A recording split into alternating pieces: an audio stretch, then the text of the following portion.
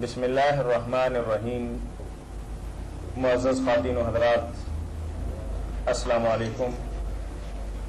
مرکز الحرمین الاسلامی ستیانہ روڈ فیصل آباد کے معروف پروگرام فتاوی آن لائن کے ساتھ آپ کا میزبان میاں طاہر حاضر خدمت ہے. اسلامی تعلیمات اور سوال و جواب کا یہ پروگرام ہر روز عصر تا مغرب آپ کی خدمت میں پیش کیا جاتا ہے. اگر آپ کو بھی کوئی دینی، معاشی، معاشرتی یا کاروباری مسئلہ درپیش ہو اور قرآن و سنت کی روشنی کے اندر آپ اس کے صحیح اور بروقت حل کے متلاشی ہوں تو ہمارا ٹول فری نمبر نوٹ کر لیجئے 08001117777. یاد رہے کہ اس پروگرام میں آپ کی طرف سے آنے والی فون کال اور براہ راست پوچھے گئے سوالات کے جوابات معروف مذہبی اسکالر، ممتاز عالم دین، مصنف، محقق مفتی مولانا محمد اسحاق مرحمت فرماتے ہیں. ہمارا ٹول فری نمبر دوبارہ نوٹ کر لیجئے 08001117777. ریکارڈڈ پروگرام مختلف کیبل نیٹ ورک کے ذریعے ہر روز آپ کی خدمت میں پیش کیا جاتا ہے. اس پروگرام کی ریکارڈڈ سی ڈی مرکز الحرمین الاسلامی ستیانہ روڈ فیصل آباد سے بھی دستیاب ہے. السلام علیکم. السلام علیکم. جی وعلیکم السلام. مرکز الحرمین جی. جی جی ہیلو. جی بول رہے ہیں بھائی، بول رہے ہیں ہم. جی مرکز الحرمین فتاوی آن لائن کے ساتھ ہیں، ہم آپ کے ساتھ بات کر رہے ہیں. میں بات کروں آپ سے؟ جی کریں آپ بات کریں. ایک بات مسئلہ یہ ہے کہ ایک بچی اعتکاف پہ بیٹھی ہے. ہاں جی. تو وہ کہہ رہی ہے کہ میرا دل گھبرا رہا ہے، مجھے اٹھا لیں. تو کیا اس کو ان دنوں میں مطلب ایسا کیا جا سکتا ہے کہ وہ اعتکاف سے فارغ کر لی جائے؟ اعتکاف تڑوانا چاہ رہے ہیں؟ نہیں، وہ بچی خود گھبرا رہی ہے، وہ کہہ رہی ہے کہ میں بات ہے نا، وہ توڑنا چاہ رہی ہے یا آپ اعتکاف توڑنا چاہ رہی ہے. اور کتنی عمر کی ہے بچی؟ بچی تقریباً کو ہوگی 16-17 سال کی. چھوٹی بچی ہے نا، بیٹھ گئی. کوئی بات نہیں، اٹھا لیں اس کو. جی اچھا جی. ختم کر دیں اس کا. جی بہتر جی. اگر عمر زیادہ ہو بالفرض پھر تو بلا وجہ تو نہیں ختم کرنا چاہیے. اگر وہ بھی ختم کر دے تو کوئی وجہ نہیں. چلو ٹھیک ہے. کوئی نہ قضا کی ضرورت ہے نہ کچھ بھی. اگر بیٹھی رہتی تو ثواب ہوتا، اٹھ جائے تو کوئی بات نہیں. نہیں، وہ ایسا کہ وہ بندہ جب دل سے نہ کرے تو پھر اس کا بیٹھنے کا فائدہ کوئی نہیں، کوئی فائدہ نہیں، اٹھ جانا چاہیے. جی بہتر جی، بڑی مہربانی جی. السلام علیکم. وعلیکم السلام ورحمۃ اللہ. مولانا اگر کوئی بلا وجہ بڑا آدمی اعتکاف سے اٹھ جاتا ہے تو اس کے لیے گناہ تو ہے ہی ہے، کوئی کفارہ بھی مقرر ہے؟ نہیں، کفارہ بھی کوئی نہیں، گناہ بھی کوئی نہیں. گناہ بھی نہیں کہنا چاہیے. اگر وہ پورا کر لیتا ہے یہ نفل روزے کی طرح نا، کہ نفل روزہ پورا کر لے تو ثواب ہے، ختم کر لے تو کوئی بات نہیں، نہ اس کی کوئی قضا ہی ہے. اچھا، اس کی قضا بھی نہیں. قضا کرنا چاہے تو شوق سے کرے، ورنہ السلام علیکم. ضروری کوئی. وعلیکم السلام. جی ہم بکر سے بول رہی ہیں. جی، کیا مارکا کے شہید کا غائبانہ نماز جنازہ پڑھنا جائز ہے یا نہیں؟ کسی مارکے میں شہید ہونے والے کا نماز غائبانہ جنازہ یہی پوچھ رہے ہیں نا، کسی مارکے میں شہید ہونے والے کا. ہاں جی.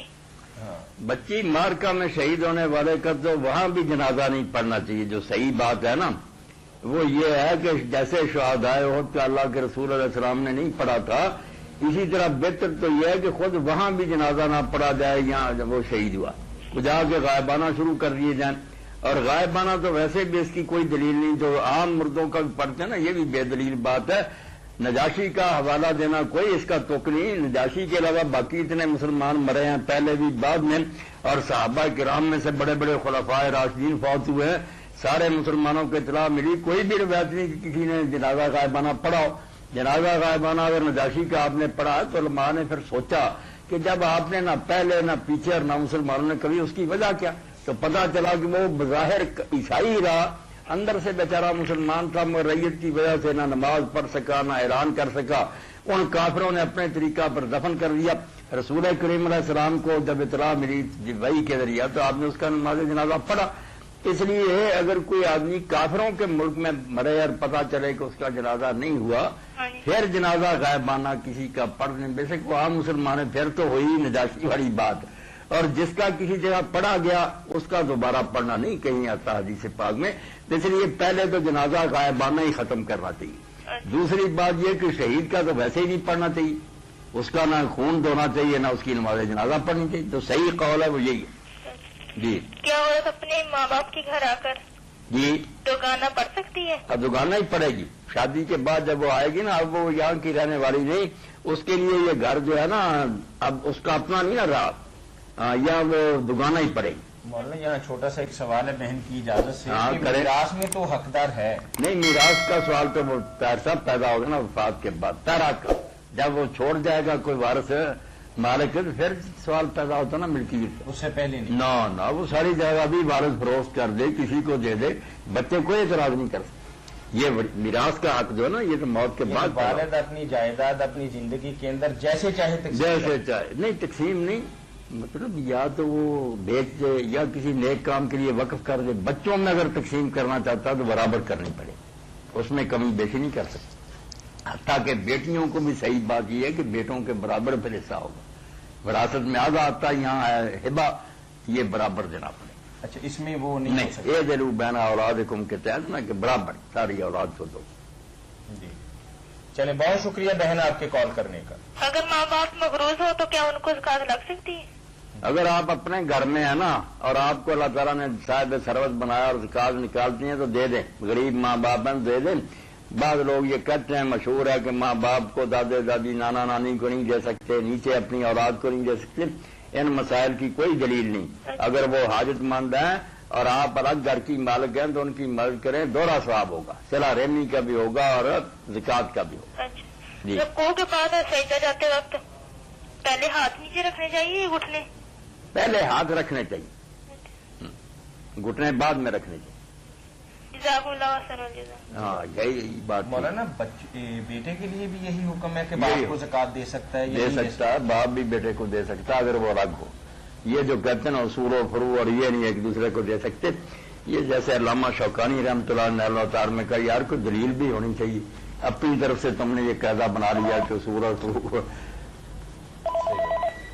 السلام علیکم۔ وعلیکم السلام ورحمۃ اللہ۔ مولانا شیخ صاحب سے ملنا جی۔ جی جی، جی۔ بھائی بیٹھے ہیں مولانا، کریں بات بھائی۔ یہ شیخ صاحب ایک حدیث ہے عبداللہ بن عمر کی، اذا کان الماء قلتین لم یحمل الخبث۔ وہ اس حدیث میں پانی کی کتنی مقدار ہو کہ پانی کے اندر اگر نجاست گر جائے تو وہ نجس ہو جاتا ہے؟ جی یہ مسئلہ پوچھنا تھا جی۔ کون سی روایت آپ نے پڑھی؟ اذا کان الماء قلتین، اذا کان الماء قلتین لم یحمل الخبث۔ ہاں جی، اچھا تو ٹھیک ہے، حدیث تو صحیح ہے۔ یہ مسئلہ پوچھنا تھا، یہ کتنی تعداد بنتی ہے پانی کی؟ مقدار ہی نہیں کتنی ہے کہ اس میں نجاست گر جائے تو پانی ناپاک ہو جاتا ہے؟ پانی ناپاک ہوتا جب 2 کلا سے زیادہ ہوگا نا، وہ نہیں ناپاک ہوگا 2 کلا یا اس سے زیادہ۔ جب اس سے کم ہوگا پھر نجاست گرنے سے وہ پانی ناپاک ہو جائے۔ قلیل اور کثیر کی جو مقدار ہے، اس کی حضور پاک نے جو حد مقرر کی نا قلیل کی اور کثیر کی، وہ کلا تان ہی ہے کہ 2 کلے سے کم قلیل ہے، وہ تھوڑی نجاست سے بھی ناپاک ہو جائے گا۔ جو اس 2 کلا یا اس سے زیادہ ہے وہ جب تک رنگ بو یا مزہ نہیں بدلتا وہ ناپاک نہیں ہوگا۔ 2 مٹکے تھے نا حضر کے، وہ بحرین کی طرف 2 مٹکے تھے تو 5-6 من پانی ایک میں آتا تھا، تو اس لیے 8-10 من لے لینا۔ ایسا ہے کہ جیسا کچہری بازار مسجد ہے جامع مسجد، وہ حوض نہیں پلید ہوتا، نہیں وہ اتنا ہی ہوگا 2 قلتین۔ ہاں یہ کلا تین بلکہ وہ زیادہ ہی ہے، وہ حوض ہے زیادہ۔ انہوں نے بنایا فقہ حنفی میں جو کثیر کی ہے نا تازہ مقدار، پہلے تو نہیں کہی تھی مگر بعد میں متاخرین نے بنا لی نا کہ اشر فی الاشر، 10 درد ہے، 10 ہاتھ ادھر 10 ہاتھ ادھر 10 ہاتھ ادھر، ہاتھ گہرا، یعنی تو طولن عرضن 10 ہاتھ ہو نا، پھر وہ کہتے ہیں حوض بڑا ہے، اب اس میں کچھ بھی گرتا رہنا پاک نہیں ہوتا جب تک رنگ بو مزہ نہ بدلے۔ جی وہ 10 درد کو لیتے ہیں۔ صحیح۔ چلیں مولانا بہت شیخ شکریہ۔ صاحب ایک سوال ہے کہ قرآن مجید کی ایک آیت ہے سورہ مدثر میں، جی لم ناکو من المصلین، جی اس میں لم ناکو اپنا باب استعمال ہوا کانا یا کونو، اور لم ناکو نکونو تھا نا اصل میں، اور لم آنے کی وجہ سے واؤ گر گئی تو ساتھ نون بھی حذف ہو گئی، اس کی سمجھ نہیں لگ رہی تھی۔ اس کی وجہ نہیں معلوم ہوئی۔ وہ کہہ رہے ہیں کہ لم نکون ہونا چاہیے تھا نا، تو واؤ تو چلیں گر گئی اپنا حرف علت کی وجہ سے، حرف علت کی وجہ سے، تو کہتے ہیں یہاں نون بھی گرا ہوا ہے۔ ناکو رہ گیا، نون کس وجہ سے گر گیا، اس کی سمجھ نہیں لگ رہی، ذرا رہنمائی فرما دیں۔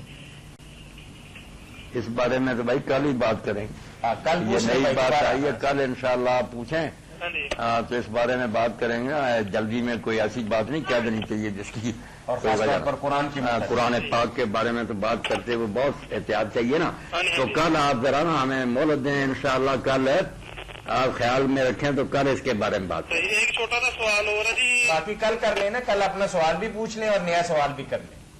حضرت یوسف علیہ السلام نے نا اپنے والد محترم کو خواب اپنی بیان کی تھی جی تو اس میں یہ بیان کیا تھا یا آباتی، یا بی کا معنی بھی میرا باپ ہے، تو یا آباتی کی سمجھ نہیں لگ رہی، اس میں جو تا آئی ہے اس کی بھی ذرا وضاحت کرتا ہے۔ یہ بھی کل ہو جائے گی، یہ تو ایسی کوئی بات نہیں، تا تو آ جاتی، وہ بات جو آپ کی نا پہلی ہاں جی ہاں وہ ہوگی۔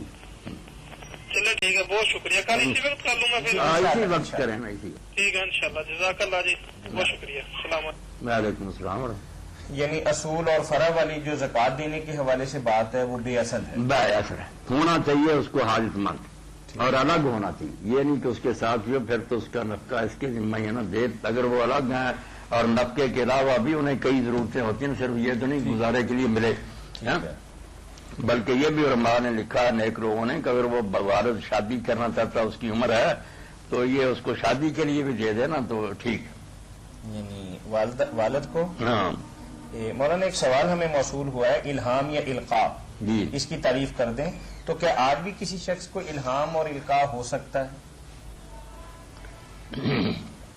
الہام اور القاء کا معنی دل میں کوئی بات ڈالنا، اس لیے جب کوئی آواز نہیں سنائی دیتی نہ کوئی فرشتہ آتا۔ جی السلام علیکم۔ السلام علیکم ورحمۃ اللہ وبرکاتہ۔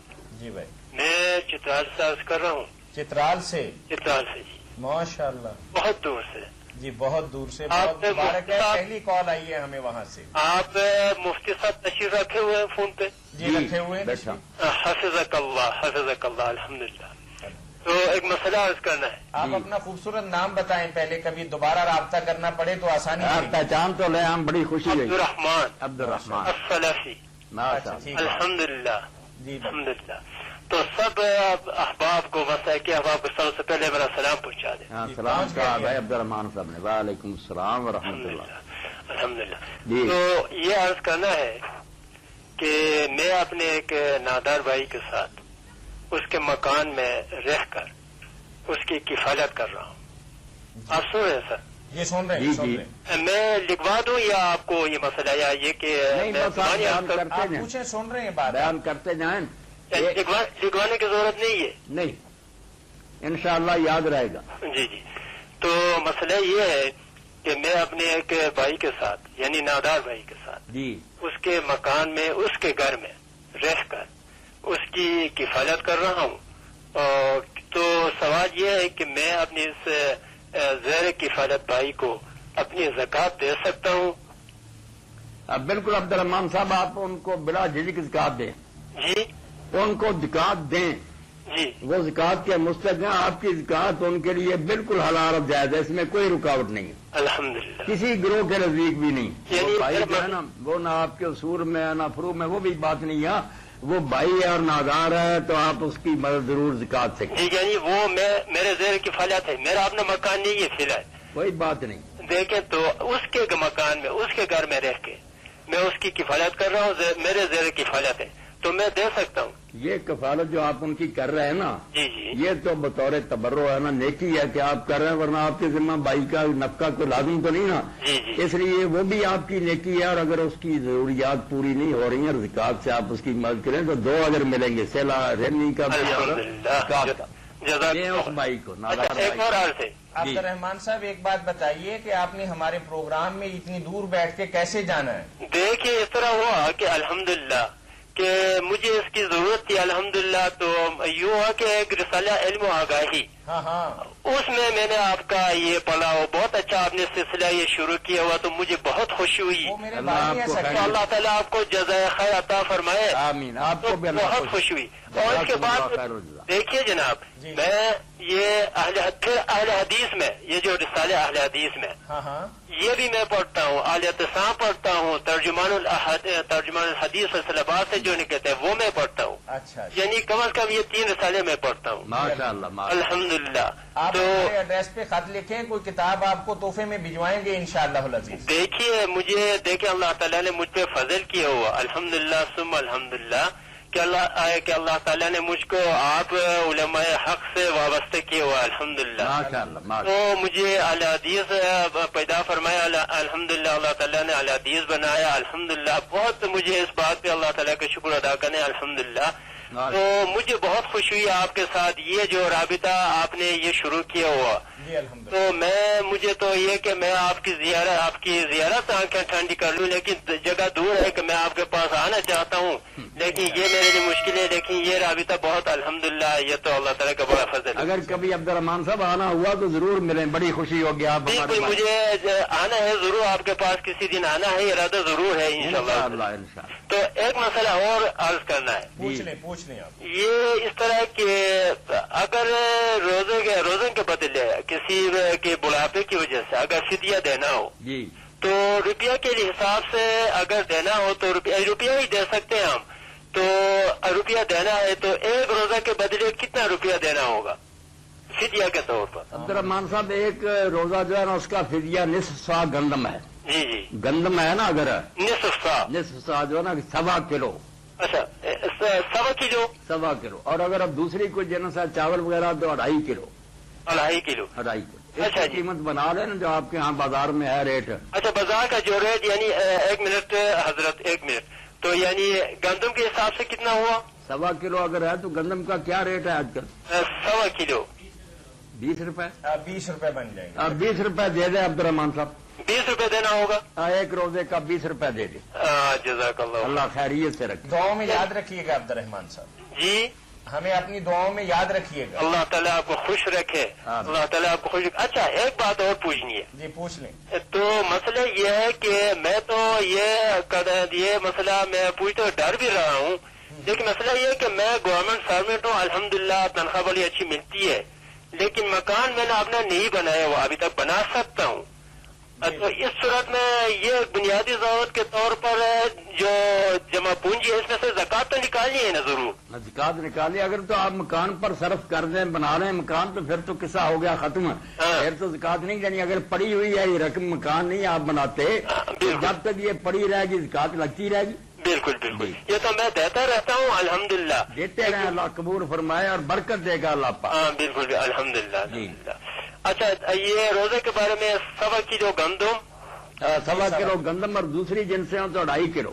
یعنی دوسری چیز اگر کوئی بھی ہو، کھجور ہے جو ہے چاول وغیرہ یہ 2.5 کلو. 2.5 کلو. جی. اچھا یہ روزہ کا جو فطرانہ ہے جی تو اس کا مجھے حساب بتا دیجئے. وہ بھی یہی ہے جی. وہ بھی فطرات بھی ہے نا فطرانہ. عبدالرحمان صاحب اتنا ہی ہے جتنا روزے کا فدیہ ہے نا، ایک ہی بات ہے یہ. اچھا اتنا ہی وہ فطرانہ ہے. اچھا گندم نصف سا. اچھا میں نے کسی جگہ یہ پڑھا تھا کہ یہ ایک مسکین کے لیے ایک وقت کا کھانا پیٹ بھر کر یہ فدیہ نہیں ہے روزہ کے لیے. یہ قرآن مجید میں تو یہی بات آئی، مگر مقدار جو حدیث میں بتائی گئی نا وہ نصف سا. قرآن پاک کے الفاظ یہ ہیں ففدیۃ طعام مسکین. جی جی مسکین کو کھانا کھلانا دینا یہی تو ٹھیک ہے. اگر وہ حدیث میں یہ وضاحت ہے، حدیث میں نصف سا آیا. نصف سا. بالکل. جزاک اللہ خیرہ. جزاکم اللہ. جزاکم اللہ خیرہ. تو سب احباب کو میرا سلام پہنچا دیں. وعلیکم السلام. الحمدللہ بہت خوش ہوئی آپ سے. تو یہ آپ اتوار کے دن روزانہ یعنی ہر اتوار کے دن ہوتے ہیں نا آپ؟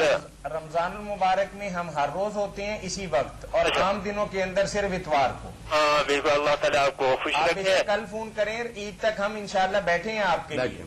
بالکل. حفظک اللہ حفظکم اللہ. آمین. اللہ تعالیٰ آپ کو سلامت رکھے. اللہ تعالیٰ آپ کو اپنے حفظ و امان میں رکھے. الحمدللہ ثم الحمدللہ. السلام علیکم. والسلام علیکم.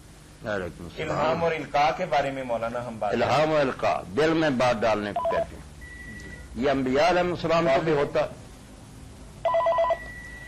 السلام علیکم. وعلیکم السلام ورحمۃ اللہ. جی میں ناراوال سے بول رہا ہوں. جناب کیسے ہیں آپ؟ الحمدللہ ٹھیک ٹھاک. جی یہ 2 سوال ہیں میرے. جی فرمائیے. پہلا تو یہ ہے کہ تکبیر تحریمہ سے کیا مراد ہے؟ کب تک آدمی نماز کے اندر داخل ہو جائے تو اسے تکبیر تحریمہ آپ شمار کریں گے کہ تکبیر تحریمہ اسے مل گئی ہے؟ نہیں، تکبیر تحریمہ آپ نے نہیں لفظ استعمال صحیح کیا. تکبیر اولا آپ پوچھنا چاہتے ہیں نا؟ تکبیر اولا. جی. تکبیر تحریمہ تو جب بھی کوئی آ کر شامل ہوگا اللہ اکبر کہے گا، نماز شروع کرنے والی تکبیر کو تکبیر تحریمہ کہتے ہیں. اچھا. اچھا وہ تو کسی رکعت میں بھی آ کر وہ کہے گا تکبیر تحریمہ رہے گی. یہ تو تکبیر اولا. آپ تکبیر اولا کی بات کر رہے ہیں کہ اس کا جو ثواب بیان ہوا وہ کب تک حاصل ہو سکتا. تو اس بارے میں لوگوں کی رائے تو کئی ہے، مگر صحیح بات تو یہی ہے نا کہ جو امام کے ساتھ شروع میں آ کر اللہ اکبر کہے تکبیر اولا، تو اس کو ملی. کہنے والے تو کہتے ہیں کہ رکوع سے پہلے بھی آ کر کہہ لی تو تکبیر اولا شمار ہوگی، مگر یہ بے دلیل ہی بات معلوم. قرآن و سنت کے حوالے سے بتائیں. قرآن و سنت کے حوالے سے یہی بات ٹھیک ہے کہ اذا کبر الامام فکبر، جب امام نے اللہ اکبر کہا، اس لیے شروع سے آ کر نا کھڑے ہونا چاہیے اور وہ پانی چاہیے. تکبیر اولا تو پھر ہی ہے، ورنہ نا خام خاکی بات نہیں ہے. نہیں اگر قرات کے بعد شامل ہو تو قرات کے بعد شامل، میں نے کہہ دی نا بات کہتے ہیں رکوع سے پہلے بھی آ کر کہہ لیا، مگر یہ کہتے ہی ہے نا، کوئی اس کی دلیل تو نہیں. دلیل تو اسی بات کی کہ جب امام اللہ اکبر کہے تو تم اللہ اکبر کہو. اچھا شروع سے ہونا چاہیے نا، شوق پیدا کرنا چاہیے نا. ہاں جی ہاں جی جی جی ٹھیک ہے. اچھا جی دوسرا سوال ہے کہ قیامت کے دن ایک ترازو میں نیکیاں ہوں گی، دوسرے میں برائیاں ہوں گی. اگر نیکیوں والا پلڑا جھک گیا تو جنت میں، برائیوں والا جھک گیا تو جہنم میں. جی تو یہ بھی آتا ہے کہ قیامت کے قرآن پاک میں شاید یہ ترجمہ ہے کہ جو چھوٹی سی نیکی کرے گا وہ بھی دیکھ لے گا، جو چھوٹی سی برائی کرے گا وہ بھی دیکھ لے گا. قرآن مجید نہیں ہے سورہ زلزال میں العرض کا آخر ہے فمن یعمل مثقال ذرۃ خیرا یرہ ومن یعمل مثقال ذرۃ شرا یرہ. ہاں جی تو ایک طرف نیکی کا حکم ہے کہ وہ بھی دیکھ لے گا، برائی بھی دیکھ لے گا. دوسری طرف جو اگر اس کی ایک نیکی زیادہ ہے تو وہ نیکیوں والا پلڑا جو گیا تو کیا وہ جنت میں جائے گا. تو اگر جو وہ گناہوں والا پلڑا ہے اس میں حقوق العباد بھی تو ہوں گے تو پھر اس کا کیا بنے گا؟ حقوق العباد والے جنت میں نہیں جائیں گے. حقوق العباد جب تک اس کا حساب نہ ہو لے، یہ بڑا نازک حساب ہوگا. اللہ پناہ دے. اللہ کے رسول علیہ السلام نے جب پوچھا کہ لوگوں مفلس کون ہے، کنگال ہے، تو لوگوں نے کہا جس کے پاس روپیہ پیسہ نہیں. فرمایا نہیں، مفلس اصل میں وہ ہوگا جو نمازیں لائے گا پہاڑوں جتنی، روزے حج زکات وغیرہ، مگر ادھر کسی کو گالی دی ہوئی، کسی کا مال کھایا ہوگا، کسی کو برا بڑا کہا ہوگا، وہ اللہ کی عدالت میں کہیں گے کہ ہمارا انصاف کر اللہ. تو اللہ پاک پھر کہیں گے کہ ان کی نیکیاں لے لو. اس آدمی کی جتنی نیکیاں وہ لے کر جتنے میں راضی ہوتے. تو جب یہ بات رسول کریم علیہ الصلوۃ والسلام کہہ رہے تو بہت روئے کہ اس وقت ایک ایک نیکی ہر ایک کو درکار ہوگی. لوگ چھوڑیں گے نیکیاں، جب اجازت مل گئی لے دو، وہ ساری لوٹ لیں گے. اور جب پھر بھی معاملہ نہیں صاف ہوگا تو ان کے گناہ اس پر ڈال دیے جائیں گے اور اس کو جہنم میں بھیج دیا جائے. ٹھیک ہے. اچھا یہ تو معاملہ حقوق العباد کا ہوا. تو جو حقوق اللہ ہے یا عبادت وغیرہ، اگر اس کے فرض کرے 100 برائی ہے، اس کی نیکی 101 ہے، تو وہ جنت میں جائے گا یا وہ اپنی برائی دیکھے گا پہلے، اس کی سزا بھگتے گا پھر جائے گا؟ وہ جو دیکھنے کی بات آئی نا وہ بھگتنے کی نہیں. یہ جو ہم کر رہے تھے نا ترجمہ اس کا کہ بھگتے گا نہیں، دیکھ رہے گا. یعنی کوئی چیز چھپی ہی نہیں رہے گی. اللہ تعالیٰ اس کو یہ منوا دے گا کہ کوئی تیرے ساتھ ظلم نہیں ہوگا، یہ تیری نیکیاں لکھی ہوئی، یہ برائیاں پتہ اس کو سب کا چل جائے. دیکھنے کا معنی صرف یہ ہے. اچھا. بعد میں اس کے ساتھ کیا ہوگا وہ تو اللہ نے جو قانون بنائے ہوئے عدل و انصاف کے، رحمت کے، وہ سارے جو ان کو سامنے رکھ کر معاملہ ہوگا نا کہ دوزخ میں بھیجیں یا جنت میں، دیکھ وہ سب کچھ رہے گا. فلم سامنے آ جائے گی، کہا جائے گا کہ اپنی کتاب پڑھ لے، وہ خود مانے گا کہ ہاں میں نے یہ جرم کی ہے یا یہ نیکیاں میں نے کی ہیں. تو دیکھنے سے تو میری بات سے یہاں کہ وہ کوئی چیز چھپی نہیں رہے گی. اچھا ٹھیک ہے جی. اس نے برائیاں اپنی دیکھ لی جی. تو اگر اس کی ایک نیکی بھی برائیوں کے مقابلے میں زیادہ ہوگی تو وہ جہنم میں جائے گا یا اس کو سزا بھگتنی پڑے گی؟ بات تو یہ ہے کہ جن کو دوزخ میں جانا نا بھائی، ان کے دوسرے پڑے میں ہوگا کیا؟ کچھ بھی نہیں ہوگا، خالی ہوگا. وہ جن کے پلے کوئی نیکیاں اللہ ان سے ظلم نہیں کرے گا، وہ خفت موازینوں جو کہتے ہیں نا ہلکا پڑا، ہلکا یہ صفر بلان کی مدام یوم القیامت وزن، ان کی نیکیوں کا ذرا برابر وزن نہیں کریں گے، وہ بے وزن ہوں. اس لیے قرآن پاک میں جن کی بات ہے نا وہ بات ہے میرے بھائی کافروں کی. یہ مسجد میں بھی بات ہو رہی تھی، مسئلہ بڑا نازک، گناہ گار مسلمانوں کا مسئلہ قرآن میں نہیں آیا. اچھا یہ قرآن نے نہیں بتایا کہ گناہ گار مسلمانوں کا کیا بنے گا، یہ قرآن میں نہیں. اچھا. قرآن نے صرف دو جو انتہائیں ہیں نا آخری، یا پکے مومن جو نیکیوں والے ان کے پڑھے نیکیوں والے، دوسری طرف کچھ جن کی پڑھ برائیاں نیکی کی طرف کوئی. جب کافر ہے نیکی ان کی کیا ہوگی؟ کافر کی کوئی نیکی نہیں. ہاں جی ٹھیک ہے. یہ کافر اور مومن کا اللہ نے بیان کیا، فاسقوں کا معاملہ پردے میں رہنے دیا. اب یہ ہمارے سر پر تلوار لٹک رہی ہے، پتہ نہیں یہ گناہ گار کافروں کی طرح ہو جائیں یا مومنوں کی طرح، یہ اللہ نے پوشیدہ رکھی. لیکن جو توحید ہے، جس کے دل میں توحید ہے، قرآن میں یہ بات نہیں آئی. بس میں نے نا مختصراً بات بتا دی کہ کافر اور مومن جو کلیئر ہے نا، ہاں جی۔ قرآن نے ان کی بات کی ہے کہ کافروں کی تو کسی نیکی کو ہم وزن ہی نہیں دیں گے، ان کے پڑھنے میں صفر ہوگا وہ شرک نے ساری نیکیاں اڑا دی، برائیاں ہی برائیاں ہوں گی، اور مومن جو ان کے یہاں نیکیاں ہی ہوں گی۔ لیکن امت مسلمہ کی اکثریت جو ہے نا یہ اس وقت شرک میں مبتلا ہے۔ چلیں آپ کی بات پوری ہوگی نا، اب ہم ڈبیٹ کرتے رہیں گے تو بات کہیں بھی ختم نہیں ہوگی۔ بے شمار دوسرے لوگ لوگ میرے کر بھائی رہے ہیں، پوچھنا لوگ چاہتے ہیں نا، آپ جو باتیں ہوئی ان پر آپ غور کریں، کل کو انشاءاللہ پھر بہت سے ہیں نا سوال کرنے والے۔ ٹھیک ہے میرا اللہ خوش رکھے۔ جی، القاء اور الہام کی بات ہے۔ القاء کوئی چیز ڈالنا۔ السلام علیکم۔ السلام جی، شیخ آپ ہیں؟ جی جی فرمائیں۔ صدقہ فطر کے بارے میں آپ سے سوال کیا تھا نا؟ جی کہاں جی سے بات کر رہے ہیں آپ؟ میں سانگڑ سے بات کر رہا ہوں۔ ہاں، سانگڑ کریں۔ سے بات کر رہے اب میں اسی لیے کتاب لے آیا تھا، اچھا۔ مجھے یاد تھا نا تو میں مسجد سے پھر لیتا آیا کہ بھائی کے ساتھ بات ہوئی تھی حوالہ دینا۔ جی یہ ہے میرے ہاتھ میں المجلد الثالث سلسلہ تو حدیث سیاح محمد ناصر الدین البانی، تو یہ 1177 نمبر پر ہے صحیح حدیث، ادبو 1177 77 70 اور 7 1177۔ ادبو سوام من برن اور کم ہم بین سنین، جی گندم کا سوا تو دو کی طرف تو آدھا آدھا۔ دوبارہ بولیں۔ ادو سوام من برن اور کم ہم بین سنین، ادو سوام من برن، ایک سوا دو گندم کا اور کم وہ بھی گندم نہیں ہے، بین سنین، بین سنین دو آدمیوں کی طرف سے ایک سوا، جی اور سام من تمرن اور سام من شعیرن ان کل حرن و عبد و صغیرن و کبیر، اور جو کھجور ہے اور جو ہے اس کا پورا پورا سواد ہو، حوالہ کیا ہے شیخ اس کا؟ اور سام من تمرن نہیں حوالہ اخرج الدارقطنی و احمد، اور لکھا کل تو وہذا اسناد رجال اسقاط اللہم تختلفوا فی صحبت عبداللہ بن سالبہ لیکنہ قال فی حاضر روایت غیر عن ابیہ فہو مسند۔ آگے پھر لکھی ہے اس کا وردیہ ورواہ فی سنن دارقطنی نے 225 نمبر بسند صحیح عن جابر مرفوعا دون ذکر الحلوہ۔ جی آپ یہ کتاب دیکھ لیں نا کہیں لائبریری سے یا جہاں سے بھی، ہمارے پاس دارقطنی تو ہے، وہ سلسلہ نہیں ہے۔ نہیں سلسلہ منگوا لیں نا کہیں سے۔ نہیں سلسلہ بھی موبائل دارقطنی سے بھی 223 اور 224 اور 225 نمبر نکال لیں۔ 223 حدیث نمبر ہے۔ ہاں حدیث نمبر دارقطنی جو ہے نا وہ 223 24 اور 225۔ جی ہاں، دوسرے اور یہ سلسلہ اگر ملے تو میں نے بتا دیا کہ تیسری جلد ہے، 1170 نمبر ہے، اور صفحہ چاہیں تو 170 171 172 تین صفحوں پر بحث کی ہے۔ 170 نہیں 1000۔ وہ تو حدیث کا نمبر ہے نا 1177۔ یہ تو تیسری جلد یہ ہے صفحہ نا۔ نمبر بتا رہے ہیں۔ اب میں نے جو ساتھ بتایا نا صفحہ نمبر 170 171 172۔ تو اجناس کے علاوہ دوسری چیز دینا، اس کے بارے میں تھوڑا تفصیلی بتائیں۔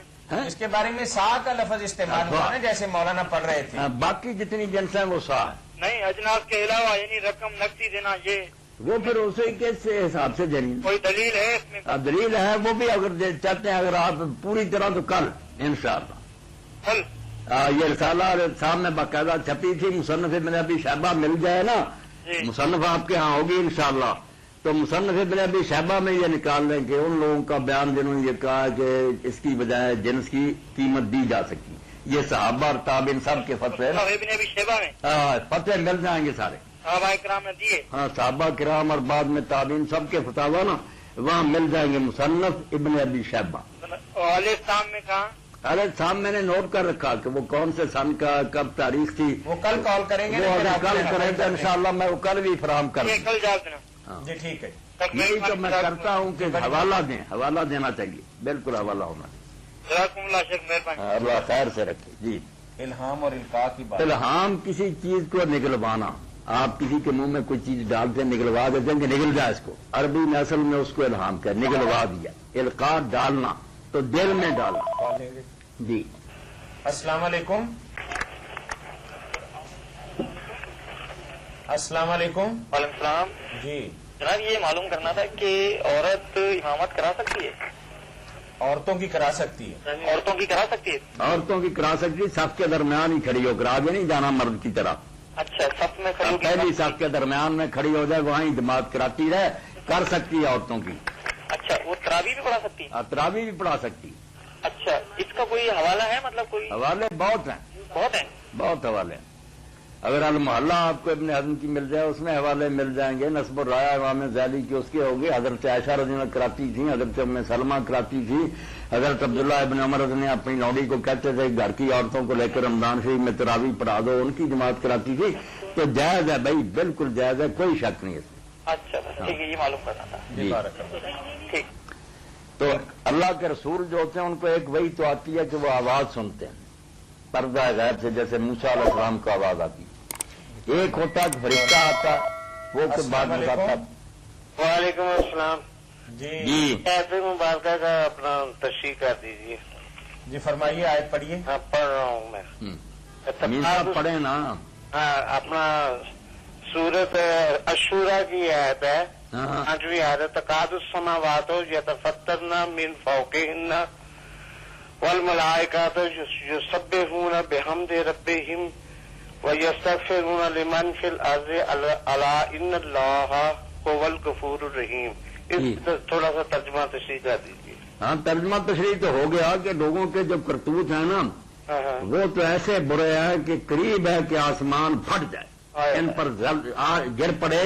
جیسے آپ گرا ہے وہاں آپ نے دیکھا کہ زلزلہ آیا اور اللہ تعالیٰ نے کرتوتوں کا بدلہ ہمیں دیا. تو جو مشرکین مکہ سے عرب کے لوگ تھے سارا جہاں نہیں بگڑا ہوا تھا سب. تو اللہ کہتا کرتوت تو تمہارے ایسے ہیں کہ ان کو دیکھتے ہوئے تو آسمان اتنا غضبناک ہے، سارا زمین و آسمان ناراض ہے کہ وہ پھٹ جائے اور تم پر گر جائے. مگر اللہ کے فرشتے جو نا وہ ہر وقت اللہ کی تسبیح اور حمد کر رہے ہیں کہ تو پاک ہے، بے عیب ہے. یہ بھی اس لیے حوالہ دیا کہ مشرکین کا خیال تھا کہ فرشتے خدا کے شریک ہیں، بیٹے ہیں. اللہ نے کہا بیٹے کیا شریک کیا، وہ تو بیچارے ہر وقت تسبیح کر رہے ہیں. آج اس بندے ہیں ہر وقت اللہ کو یاد کر کے وہ اپنے آپ ہر وقت ڈرتے رہتے ہیں. تم خدا پر آئے بیٹھے ہو، ان سے جا کر پوچھو ان کی کیا حالت ہے. کانپ رہے ہیں، لرزنا تسبیح اور حمد کر رہے ہیں. اور وہ زمین والوں کے لیے معافی مانگ رہے ہیں کہ اللہ کام ان کے برے ہیں، صلاح ہیں کہ زمین میں دسا دیے جائیں، زلزلے آئے، بجلیاں گرے، مگر معاف فرما، رحم کر. تو اللہ پھر آخر میں کہتا ہے کہ وہ غفور رحیم ہے، بخشنہار اور مہربان ہے. اس لیے جو مہلت ملی ہے نا یہ نہ سمجھو کہ کوئی ہے نہیں، دیکھ رہا ہے اور وہ عادل بھی ہے. موقع آیا تو تمہیں تباہ کر دے گا، مگر جو مہلت دے رہا ہے یہ اس کی رحمت ہے. اب چاہ رہا ہے کہ سزا دیر سے دوں، یہ کم وقت بعد میں نہ ہی کہیں کہ اللہ نے حوصلہ ہی کیا، ہمیں تھوڑی سی مہلت دیتا توبہ کر لیتے. اگر میں توبہ کے لیے مہلت دیتا ہوں تو تم الٹا یہ مطلب نکال لیتے ہو کہ اگر کوئی اللہ ہوتا تو ہمیں پکڑتا نا، فائدہ نہیں اٹھاتے. تو یہ بات کہی کہ کرتوت تو تمہارے ایسے ہیں کہ قریب ہیں کہ آسمان پھٹ جائیں، مگر اللہ کے فرشتے ہر وقت تسبیح اور حمد کر رہے ہیں، تمہارے لیے معافیاں مانگ رہے ہیں. تو اللہ اپنی بخشش اور رحمت کی وجہ سے تمہیں ڈھیل دے رہا ہے، مگر مغالطے میں نہ پڑنا. جب پکڑ ہوئی نا ہاں تو سخت ہوگی. ٹھیک ہے جی مولانا صاحب بہت شکریہ. بات یہ بس یہ اس بارے میں میں ایک شعر بھی پڑھ دوں نا، میں پروگرام میں چاہتا ہوں سب چیزیں آ جائیں تاکہ یہ پروگرام بہت عمدہ ہو جائے. بڑا شان. تو شعر جو ہے نا امین صاحب آپ بھی نوٹ کر رہے ہیں. نہ جا اس کے تحمل پر یہ ڈب ہے گرفت اس کی. یہ نہ دھوکہ کھانا کہ اگر وہ حوصلہ کیے بیٹھا ابھی نہیں پکڑا تو اس سے مغالطہ نہ کھانا. جب اس نے پکڑنا ہے نا تو ایسے انداز سے پکڑنا کہ تم سوچ بھی نہیں سکتے کیسے یہ ہو. نہ جاؤ اس کے تحمل، نہ جاؤ اس کے تحمل پر کہ بے ڈھب ہے گرفت اس کی. جب اس نے پکڑنا نا اندازہ بھی نہیں تم نہیں کر سکتے کدھر سے پکڑنا. کوئی جانتا تھا کہ زمین ہلا دینی. ڈر اس کی دیر گیری سے کہ ہے سخت انتقام اس کا. ڈر جا کہ وہ دیر سے پکڑتا ہے مگر جب پکڑتا ہے تو بہت ایسی سزا دیتا ہے. پھر ڈر اس کی دیر گیری سے کہ ہے سخت انتقام اس کا.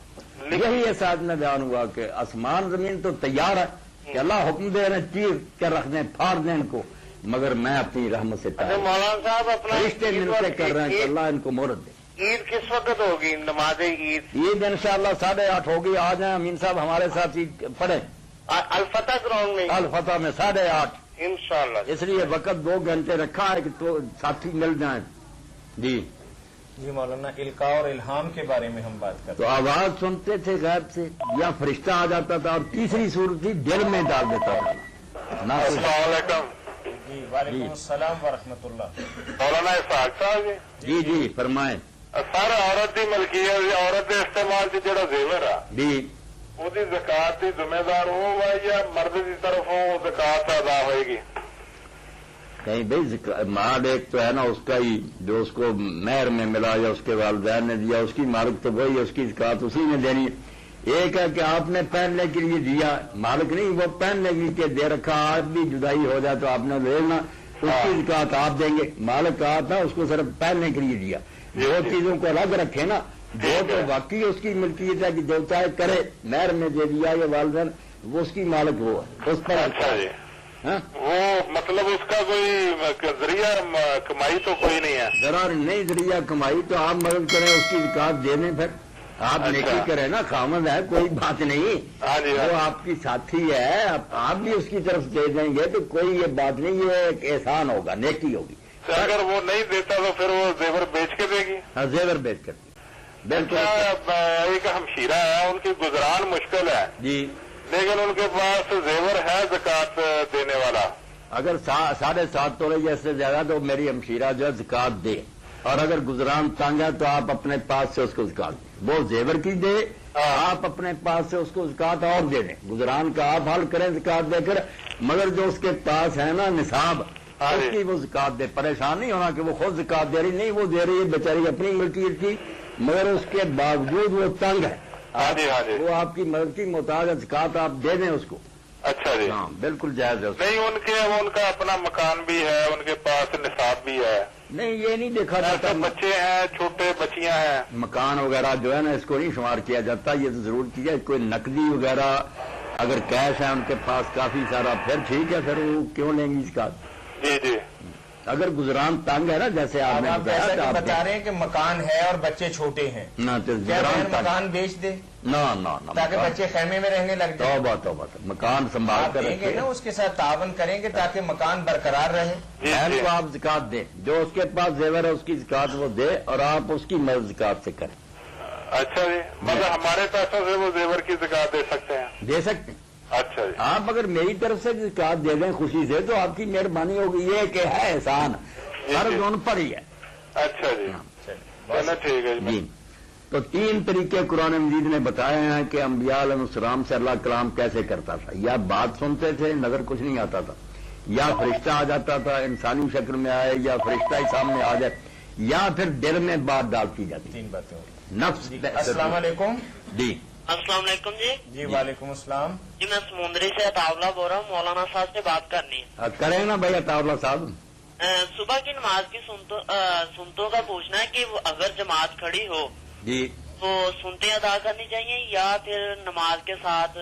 نہیں عطاءاللہ بیٹا، جو بھی آئے نا جب اقامت ہو جائے نا تو جو پڑھ رہا اس کو بھی چھوڑ دینی چاہیے سنتے، اور جماعت کے ساتھ شامل ہونا چاہیے، جو آئے ہی نئے ہیں وہ تو ضرور ہی شامل ہوں، کوئی سنتے نہ پڑھے، نماز جب پڑھی جائے گی اس کے بعد اٹھ کر سنتے پڑھ لے، جیسے دوسری نمازوں کی پہلے رہی ہوئی بعد میں پڑھ لیتا نا، یہ سنتے پڑھ لے، یہ وہ نفل نہیں ہے جن کی بات لوگ کرتے ہیں کہ نفل نہیں پڑھنا چاہیے، یہ نفل نہیں، یہ اسی نماز کا ایک حصہ جو پہلے نہیں پڑھ سکا پڑھے، بالکل ٹھیک ہے، اس طرح کرنا چاہیے، سب جماعت کے ساتھ ملیں، بعد میں تسلی سے اٹھ کر پڑھ لیں۔ ٹھیک ہے، اور جماعت ہو جائے تو اس کے بعد پڑھ لینی چاہیے یا کچھ لوگ کہتے ہیں کہ سورج نکلنے پر پڑھنی چاہیے؟ نہیں، اسی وقت پڑھنی چاہیے، اور اگر کوئی درس شروع ہو گیا یا کسی کام کے لیے وہ آدمی اٹھ گیا، نہیں پڑھی جا سکی، سورج نکل آیا، تو پھر وہ دوسری حدیث ہے کہ اس نماز کی سنتیں جو ان کی بہت تاکید ہے، اس لیے کئی عالم تو وطر کی طرح واجب کہتے ہیں نا، اس لیے کہا گیا کہ جو سورج نکلنے تک بھی نہیں پڑھ سکا، بات یہ تھی، یہ نہیں تھا کہ پڑھو ہی نہیں، پڑھ لو، اگر نہیں کسی وجہ سے سورج نکلنے تک پڑھ سکے تو ان کی معافی نہیں، یہ 2 رکعتیں بعد میں بھی پڑھنی، مسئلہ تو یہ تھا، انہوں نے الٹا بنا دیا کہ پڑھنی ہی نہیں سورج نکلنے سے پہلے، اور پڑھ کے پھر تو کام ختم ہو گیا، اگر کوئی درس سننے میں لگ گیا یا کسی کام کے لیے اٹھ گیا، ہو سکتا کوئی ایسی ضرورت پڑ گئی کہ وہ سنتے نہیں پڑھ سکا، سورج نکلا، اس کو کہا کہ جو سورج نکلنے تک بھی نہیں پڑھ سکا وہ یہ نہ کہے کہ اب نماز کا وقت چھوٹی ہوگی، یہ سنتے بہت اہم ہے، پڑھ لے، اس لیے بیٹا اسی وقت پڑھ لے تو سب معاملہ ٹھیک ہو گیا، اگر نہیں پڑھ سکا تو سورج نکلنے کے بعد بھی پڑھنی پڑیں گی، یہ چھوٹیں گی نہیں۔ چلیے بہت شکریہ بھائی آپ کا، اور ہیلو جی کل کر لیجئے نا، تراوی کے بارے میں پوچھنا تھا کہ باجماعت پڑھنی چاہیے. یہ عطا اللہ کل کیونکہ سوال کرنے والے بہت ہے نا، تھوڑا تھوڑا وقت سب کو دینا. اب تو تراویح ختم ہونے والی ہے، کل انشاءاللہ آپ پوچھ رہے ہیں تو پوچھنا انشاءاللہ. تو تیسرا طریقہ تھا دل میں ڈالنا. حضور نے اس کو نفس پر روح کا، روح نہیں روح ریوائن کہ دل میں اللہ ڈال دیتا، تو اس کو الہام القا کہتے ہیں. السلام علیکم. سلام مفتی صاحب. جی جی عبدالحمید بات کر رہا ہوں سکر سے. جی جی پوچھیں. ہمارے محلے کے اندر یعنی عورتیں جماعت کراتی ہیں جس کے اندر عورت جو ہے نا سب سے ایک سائڈ میں کھڑی ہوتی ہے، کیا جماعت اس طرح ہو سکتی ہے یا درمیان میں پڑھانا ضروری ہے؟ درمیان میں کھڑا ہونا چاہیے. جو عورت امامت کر رہی ہے نا اس کو پہلی صف کے درمیان میں سینٹر میں کھڑا ہونا چاہیے نا. یہ کونے میں جو کھڑی ہوتی ہے یہ تو کوئی ترتیب نہیں. اچھا درمیان میں کھڑی ہے. درمیان میں کھڑی ہونے کی حدیث ہے کوئی؟ ہاں درمیان میں کھڑی ہو. حدیث پوچھ رہے جہاں جہاں یہ روایت آئی ہے نا کہ صحابیات یہ کرتی تھی امہات المومنین دوسرے سب صف کے درمیان کھڑی ہوتی. یہ المحلہ اگر مل جائے نا تو اس کی چوتھی جلد میں پڑھنا چاہیے جہاں عورتوں کی امامت کا بیان ہے، سب مل جائیں گے حوالے. اچھا اور آگے کھڑی ہو سکتی ہے وہ؟ نہیں آگے نہیں کھڑی ہونا. آگے نہیں کھڑی سکتی؟ نہیں مرد کی طرح آگے نہیں کھڑی ہوتے. میں مفتی افضل صاحب سے معلوم کیا تھا. جن سے مفتی افضل صاحب. افضل صاحب. جی جی یہ کہاں ہے مفتی صاحب؟ کراچی ہوتے ہیں. انہوں نے بولا کہ نا آگے بھی کھڑی ہو سکتی ہے اکیلے، کیونکہ سب عورتیں ہیں تو آگے بھی کھڑی ہو سکتی ہے، درمیان میں بھی کھڑی ہو سکتی ہے. نہیں اس کی کوئی نظیر پیش کرنی چاہیے نا. جن ان کا سے دلیل اگر کوئی ملے تو ہمیں بھی بتائیں. ہمیں بتائیں، اگر ہوگی تو ہم بھی تسلیم کریں گے. ذکر تو یہی ہے اور سارے امت کے علماء یہی کہتے ہیں، کسی نے نہیں کہا کہ آگے کھڑی ہو. اب اگر مفتی صاحب کو کوئی حوالہ ملا تو ضرور ان سے دریافت کر کے ہمیں بھی اطلاع دیں، علم میں اضافہ ہوگا. بڑی خوشی کی بات ہے. جزاک اللہ. جی السلام علیکم. وعلیکم السلام. تو انبیاء علیہ السلام کے لیے تو دل میں بھی بات کا آنا اس طرح یقینی ہے، بلکہ خواب میں بھی کوئی بات دیکھنا ان کا اسی طرح سچا ہے جیسے فرشتے کا آ کر کہنا یا اللہ کا کلام سننا. ان کے خواب میں یا دل میں ڈالی گئی بات میں کوئی فرق نہیں، وہ اللہ کا علم دیا ہوتا ہے. مگر بعد میں امت کے لوگ جو ہے نا جو پوچھا سوال کے بعد میں ہو سکتا کیونکہ حضرت عمر رضی اللہ تعالیٰ کے بارے میں آپ نے فرمایا کہ پہلی امتوں میں ایسے لوگ ہوئے ملہمون مفہمون محدثون. الہام ہوتا تھا، انہیں اللہ بات سمجھاتا تھا، ان کے دل میں ڈالی جاتی تھی، نبی نہیں ہوتے تھے. تو فرمایا میری امت میں بھی اگر ہوئے تو عمر بھی ان میں سے ایک ہے. تو ملہم جو ہے نا الہام والے ہو سکتے ہیں. فرق یہ ہے کہ نبی کی طرح ان کا الہام یقینی نہیں. ان کو جو حفاظت حاصل ہے نا کہ شیطان نہیں دخل دے سکتا، وہ یہاں ہے. کوئی پتہ نہیں شیطان دل میں ڈال رہا ہے، یہ ولی سمجھے اللہ کی طرف سے وہ شیطانی، یہاں یہ خطرہ ہے. اس لیے نہ کسی ولی کو یا نیک آدمی کو حق ہے کہ وہ کہے مجھے الہام ہوا اس لیے میں کر رہا ہوں. نہیں، یہ حضرت ابراہیم علیہ السلام کر سکتے تھے کہ خواب میں دیکھا چھری پھیر رہا ہوں، بیٹے کو لے کر اٹھ کھڑے ہوئے. اب کئی نالائق کرتے مجھے خواب آیا بچے ذبح. تو ابراہیم شیطان نے تیرے ساتھ دھوکہ کیا، بے وقوف، ایک حرام کام تو نے کر دی. تو ایک تو یہ بات یاد رہے کہ الہام ہے مگر وہ اس طرح کا یقینی نہیں جس طرح انبیاء کا. دوسرا یہ حجت نہیں، کوئی پیش نہیں کر سکتا کہ میں یہ کہہ رہا ہوں اس لیے کہ مجھے الہام ہوا. یہ میرے لیے کوئی دلیل میں کہوں ہوا یعنی اپنے پاس رکھو، قرآن اور سنت ہوگی. اس لیے نہ جسے الہام ہوا وہ عمل کر سکتا ہے، نہ دوسروں کو کہہ سکتا جب تک قرآن و سنت سے اس سے دیکھنا لے کہ یہ اس کے مطابق ہے یا خلاف. اگر قرآن و حدیث کے خلاف کسی کو الہام ہو جائے کہ شراب حرام ہے تیرے لیے، کوئی الہام نہیں، شیطان نے مذاق کیا جی. الہام ویسے ہو سکتا، الہام اور القاء ایک ہی بات. اچھا کوئی فرق نہیں، ڈال دینا دل میں بس. یعنی معنی لفظ ہیں دونوں، دو لفظ ہے، معنی ایک معنی ایک ہی ہے. تو بھائی نے ایک آیت مبارکہ کی تشریح پوچھی ہے والسماء ذات البروج. جی یہاں اللہ پاک نے قسم کیوں کھائی؟ یعنی انہوں نے لکھ کے بھجوایا ہے کہ اور یہ برج کی کون سی قسم ہے؟ ایک برج تو ہے بالکل ٹھیک. ایک برج تو جو نجوم والوں نے بنا رکھے ہیں کہ 12 برج ہیں، ان میں سورج جاتا اور یہ ہوتا وہ ہوتا. یہ بات نہیں. قرآن مجید نے جن برجوں کی بات کی نہ وہاں علم نجوم تھا نہ یہ چیزیں تھی، کوئی بات نہیں. برج کہتے ہیں قلعے کو. قلعہ آپ نے سنا یہ قلعے ہوتے ہیں اور جہاں فوج رکھی جاتی ہے دشمنوں کے مقابلہ کے لیے. تو ترجمہ یہ ہے اس کا والسماء ذات البروج کہ ایسے آسمان کی قسم جس میں قلعے بنے ہوئے، جیسے جیل کے کارنر پہ سی بنی ہوتی ہے، اوپر فوجی پہرا دے رہا. تو اللہ نے قرآن میں جگہ جگہ بتایا نا کہ لوگ کہتے ہیں شیطان جو ہے وہ حضور کو یہ الہام کر رہا ہے. اللہ نے کہا ان کی تو مجال ہی، وہ اوپر جا ہی نہیں سکتے. جگہ جگہ گاردیں بیٹھی ہوئی ہیں، ان کے پاس توپیں ہیں، بندوقیں ہیں، اڑا دیتے ہیں ظالموں کو. اگر سننے کی کوشش کریں کیا بکواس تم کرتے رہتے ہو. شیاطین سے پوچھ لو کہ وہ جا بھی سکتے ہیں. تو وہ قلعے جو اللہ تعالیٰ نے بنائے ہوئے ہیں جہاں فرشتوں کی فوجیں ہیں جس کی وجہ سے شیطان نہیں عالم بالا میں جا سکتے نہ ان کی مجال ہے, ان کا کہا. اور ستارے بھی مانا ہے, بڑے بڑے ستاروں کو برج کہتے ہیں کیونکہ بے رے جیم جہاں آئے گا نا تبرج جیسے اس کا مانا ظاہر ہونا. تو ستارے بھی بڑے بڑے چونکہ نمایاں دکھائی دیتے ان کو بھی. تو دونوں ترجمے ٹھیک ہے کہ بڑے بڑے ستاروں والے آسمان کی قسم یا قلعوں والے آسمان کی قسم. جی مولانا ایک آیت مبارکہ کا حوالہ دے کے بھائی نے ہماری ایک کمزوری جو اخلاقی طور پر بہت ہی بری ہے اس کی طرف توجہ دلائی ہے. اور سورہ بقرہ کی آیت نمبر 267 کے بارے میں وہ کہتے ہیں کہ اور خراب چیز دینے کا قصد بھی نہ کرو اللہ کی راہ میں. اگر تم کوئی ایسی چیز دو گے مگر ہاں آنکھ بند کر لے کے جان رکھو کہ اللہ تعالیٰ خوب جاننے والا ہے.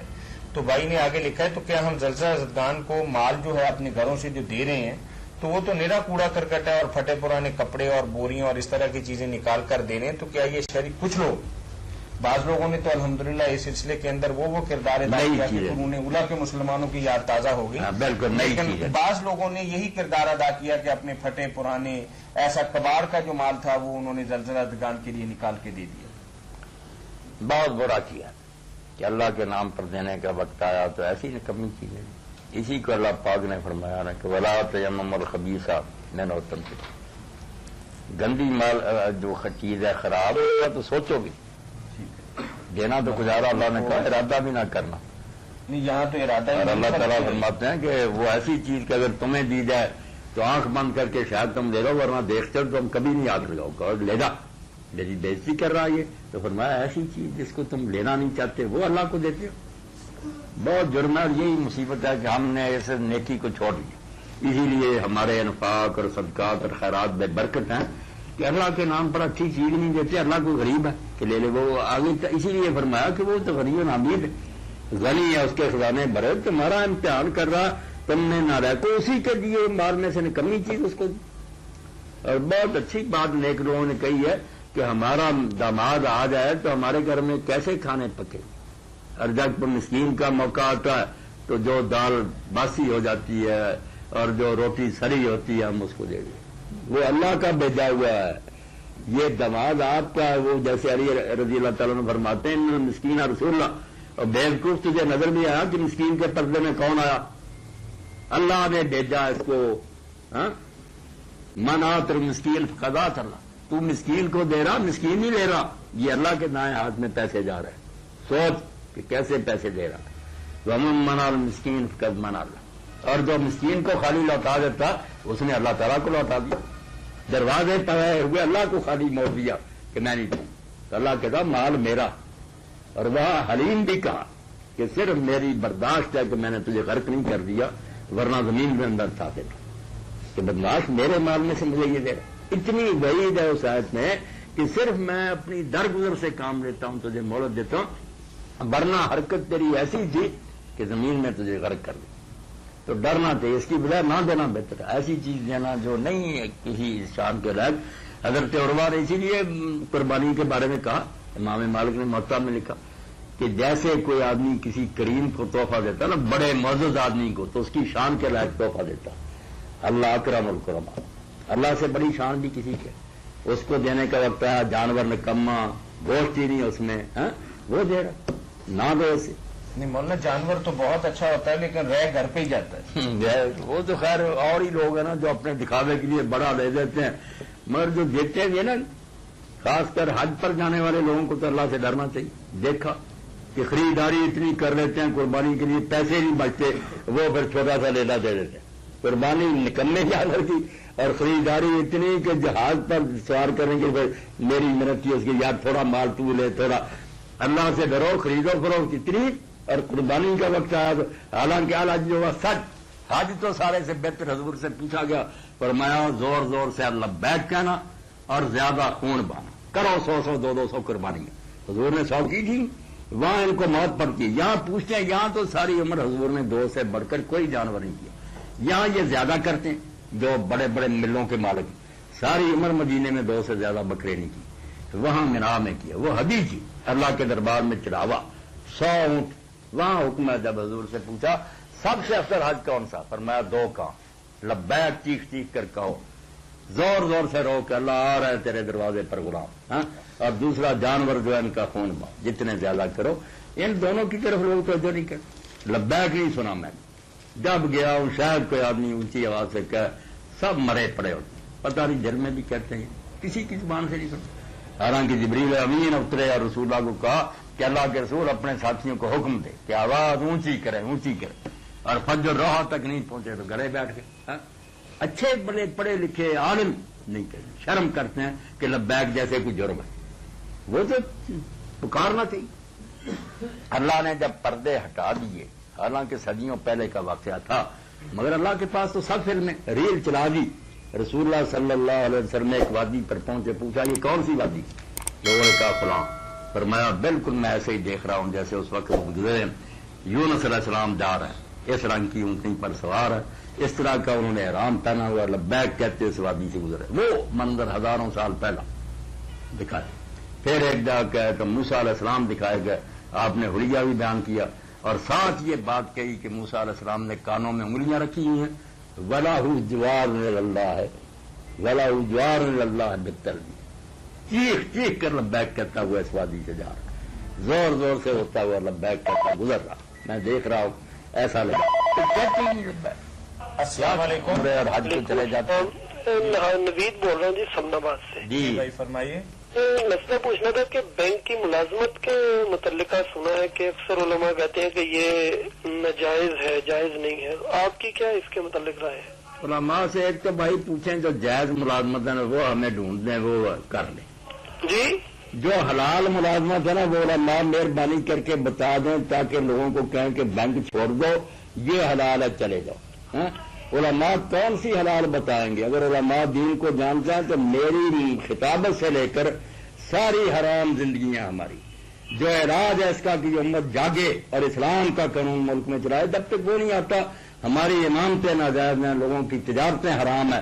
کہاں ہے حرام حلال؟ صرف ایک بینک جیل میں رہ گیا ان کی، صرف جنہوں نے دین کا بیڑا کر کیا نا وہ کہتے ہیں کہ بس بینک چھوڑ دو، باقی سارے مطمئن جگہ جگہ۔ حالانکہ جب تک میں اللہ کو حاضر کر کے جب تک دین نہ آئے، میں آپ سب ہماری نمازیں آگ میں جائیں گی، روزے جائیں گے کہ میرا قانون الماریوں میں پڑا تھا، بندوں کے قانون چل رہے تھے، تم آرام سے تسبیحیں پڑھتے رہے نمازیں پڑھ، تو اللہ کے بندے کچھ نہ کرو، بینک بھی چلنے دو، ملازمتیں نہیں کرو، جو ہو رہا ہونے دو۔ رسول اللہ نے کو روکا تھا، حج جس وقت کیا اس وقت سود روکا، اس کی فکر نہ کرو، یہ آخری سٹیج ہے۔ پہلے کرنے کا کام ہے کہ اسلام کے لیے اٹھ کھڑے سارے لوگ متحد ہو، آگ لگ جائے مسلمانوں کو کہ جب تک قرآن اور سنت نہیں آتے ہم امن صحیح لگے، اس کی بات نہیں کرتے۔ کوئی بیچارہ بینک کا پوچھا، بینک چھوڑ کر جائے گا کہاں؟ مولویوں کے پاس کوئی ملازمت ہے کہ یہ ان کے کہنے پر چھوڑ دے، پھر کیا بنے گا؟ اللہ کے توکل پر تو چاہے اللہ کا توکل معلوم ہوتا کہ نہ کوئی زکات دیتا، نہ کوئی کسی بھائی کا ہاتھ پکڑتا، دھکے کھائے گا اور کل کو کہے گا یار مولویوں کی جان کو روتا ہے، میں نے کیا کر دیا، بچے بھوکے مت۔ اللہ کے لیے سب کام کرتے رہے، بس اللہ سے معافی مانگے، اور جو نجات کا راستہ نا بینک والا بھی مسجد والا بھی وہ ہوش کر کے منظم ہو جائے اور اسلام کو لے آنے کے لیے کوئی محنت کرے، پھر سارے گناہ ہمارے معاف ہو جائیں گے۔ عارضی دور میں ہمارے جوئے سود سب بخشے جائیں گے۔ کوشش کرو کہ اسلام آئے بھائی۔ ویسے مولانا صاحب اگر کسی کے پاس غلطی سے کچھ سود کے پیسے آ جائیں تو ان کا پھر وہ کیا کدھر استعمال کر سکتے؟ وہ مسکینوں کو دے، نہ مسجد میں لگائے نہ کسی ادارے کو دے، جو بھوکے ہیں نا بالکل جی انہیں کا یہ خون نچوڑا ہوا لوگوں نے ان کو لوٹا دے، مسکینوں کو دے دے، یہی نجات کا راستہ، شاید اللہ معافی دے۔ بڑی مہربانی، السلام علیکم۔ وعلیکم السلام ورحمۃ۔ جی قرآن کیا بات ہو رہی؟ جی بات مال خرچ کرنے کے حوالے سے۔ مال خرچ کرنے اللہ کے لیے عمدہ شادی۔ قرآن پاک نے میں جب طاہر میاں کہہ دیا، ایک سپارہ یہاں سے شروع ہوتا ہے، لن تنالوا البر حتی تنفقوا مما، اس وقت اگر تم کہو نا کہ ہم نیک ہیں تو نیکی کا نہیں سرٹیفکیٹ ملے گا، نیکی کا مقام اس وقت حاصل ہوگا جب تم وہ چیزیں اللہ کی راہ میں خرچ کرو گے جو تمہیں پیاری لگتی ہیں، جو اچھی لگتی نا وہ دو، پھر اللہ مانے گا کہ تم نیک۔ اور اگر سر سے بوجھ اتارتے ہو، جیسی تیسی چیز دے دیتے ہو، پھر کیا نیک ہو جائیں جنت ملے؟ کوئی نہیں، ایسوں کے لیے میرے پاس کوئی جنت نہیں۔ اسی لیے حضرت عبداللہ ابن عمر رضی اللہ تعالیٰ کے پاس ایک لونڈی تھی، بہت خوبصورت، نے اس سے بڑی محبت تھی، یہ آج جب سنی تو انہوں نے کہا اللہ کہتا پیاری شے دے دو، اس لونڈی سے زیادہ مجھے کوئی عورت پیاری نہیں، میری حلال بیوی ہے، یہ بھی دی تھی اللہ تعالیٰ۔ بعد میں وہ کسی کے پاس بکتی ہوئی پھر آپ نے دیکھی تو کہا اگر اللہ کے رسول نے یہ نہ فرمایا ہوتا کہ جو چیز تم صدقہ کر دو وہ بکتی ہوئی بھی دیکھو تو تم نہیں اس کو خرید سکتے، وہ واپس نہ ہوتا اس کو، ورنہ میں اس کو ضرور، یعنی محبت اتنی تھی۔ قرآن کریم کی ایک آیت مبارکہ سورہ حجرات کرے تو صحیح، یہ کرنا ہی نہیں کسی مسئلہ۔ سورہ حجرات کے حوالے سے جی آیت مبارکہ ہے کہ اعوذ باللہ من الشیطان الرجیم یا ایھا الذین آمنوا لا ترفعوا اصواتکم فوق صوت النبی ولا تجہروا له بالقول کجہر بعضکم لبعض ان تحبط اعمالکم وانتم لا تشعرون۔ تو سوال بھائی کا یہ ہے کیا اب نبی کریم صلی اللہ علیہ وسلم کی جہان فانی سے رخصت ہونے کے بعد بھی ان کی آواز یعنی حدیث سنت ہمارے لیے واجب الاحترام؟